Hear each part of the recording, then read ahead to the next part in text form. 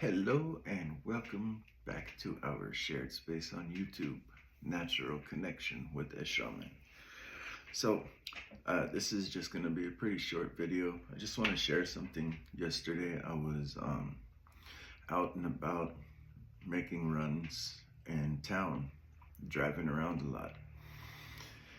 And I saw a license plate that said Beeellaal, right? And Belial. It wasn't spelled Belial, but it pronounced Belial when I read it, right? So Belial is the 68th Goetia. So I didn't understand what he was trying to talk to me about yesterday, but there was a lot of messages when I drive around and I'm making a lot of runs. I'll put Pandora on shuffle mode, right? Just so it shuffles through my stations, and I'm observant. I catch license plate numbers and repeating numbers, addresses. I mean, even as far as I was doing one delivery, and as I was running, trying to find this place, I kept running into dead ends. And on the last dead end, I turned and there was a car parked and the license plate said annoying. And I'm like, yeah, this is annoying. Anyways, so catching all of these signs of becoming closer to God and shedding ego. And it was really confusing while I was out running. Mind you, I still got to pay attention to the streets and be a safe driver. So I come home, and as I'm downtiming, grounding out from the day, there's a YouTube short in my feed about the Qlipoth, which is the tree of death. Okay, so I'm like, okay, this is interesting. I mean, Belial's way out of order to be coming to me. So what's the message? So I start. That didn't really talk much about it. It was basically a scare tactic video, like,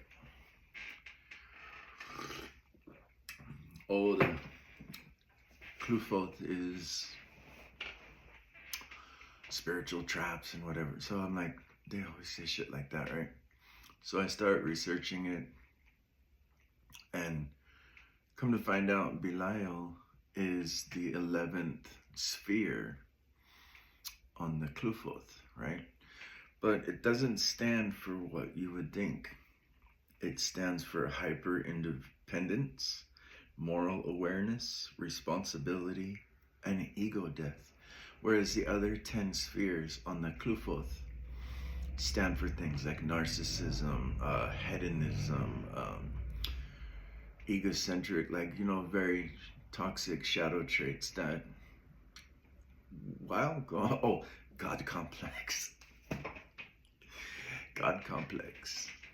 So, reason I laugh at things like this is because these are levels that people go through when they're going through an actual spiritual awakening, right? So, since I was a little kid, I always loved God, right? It was like my best friend. It was always there for me. I've always seen signs and cool things happen, magical stuff, right? It's been my best friend. So, but when you actually have a spiritual awakening where you realize that there's something more to this than just having a amazing relationship with God, when God's calling you to do something, you go through different levels of toxic traits. Number one is the ego, or the God complex. You start believing that you're, God. I mean, we are, but not the all. We're a part of it all. You go through egocentrism, you go through narcissism, spiritual narcissism. You go through spiritual hedonism. Hedonism, if you don't know, is pleasure seeking. And it's all part of the thing. It's all part of the journey. So that's what the Qlipoth, the tree of death, stands for. The different shadow traits. And the Qlipoth, or Qlipoth, Qlipoth stands for shells, right? So shells that you must, like on an ear of a corn, shells that you must, husks that you must peel away to get down to the cureness. Now also, I was picking up signs of like, mind you, I'm driving around. This is like just signs from my autistic brain, you know, like as we're driving around. How trying to become spiritual is actually the toxic trait. It like defeats the purpose, right? And to be more accepting of life and reality and union with God is the ultimate goal. But even to say that is redundant, because now you are trying to achieve something, right? So I have some things planned for when we get to 1,000 subscribers. I'm trying to figure out how to use my laptop to where there'll be a picture of me in a corner and I can share my screen with my recording so that I can show you guys certain things. It would be a lot easier than for me to just write everything down. And you know, I don't have a whiteboard, so I don't have room in my place for a big whiteboard to draw things out for you. But the tree of life is the Sephiroth, and the tree of death is the Qlipoth. All right, so the Qlipoth is something that if you're interested in, look into it. They call it spiritual traps because these are levels of toxic traits and behaviors that you can become stuck in.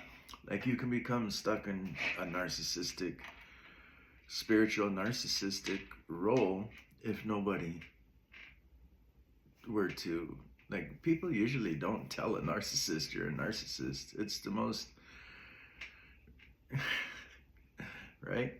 So, and a narcissist will never do shadow work. They'll never look at their own flaws. People with God complexes, most people just, they never say anything to the person with a God complex, like a mentor or someone who cares about them should. Be like, hey, you know, not make fun of them, but hey, check out the Qlipoth. You might be experiencing God complex as a toxic trait. You might be stuck in hedonism as a toxic trait. You might be stuck in spiritual narcissism as a toxic trait. So look into these things, right? And that's what shadow work is. It's not about hyper fixating, hyper focusing on every single little trauma you've had down to when you were spanked as a little kid for touching a toy. Shadow work is really coming to terms with, hey, this is a real fucked up part about me. And I don't want to be that person no more. That's honesty, being that honest with yourself. Like, hey, I noticed that I was a real fucking piece of shit in this direction. Maybe I should do something to fix that. That's the honesty you want to be with yourself. Because when you can be that honest with yourself, like, yeah, it was a hellion. I had so many toxic traits. I had to just go through it. I got tired of keeping up with them all. When you can be that honest with yourself and own your spiritual hedonism, God complexes, your narcissism, and do something to change those things, you can accept others and you can be of good service to those in your life. Because if you are honest enough with yourself to say that you needed toxic traits to be changed in you, you can be a guiding compass to somebody else, right? And you may not even have to do anything. Just change yourself and not focus so much on like being congratulated for it. And that can be of great service to all those you love. Because if they see you changing your life from them toxic fucking mentalities that you believe in yourself, like, oh no, I'm not an addict.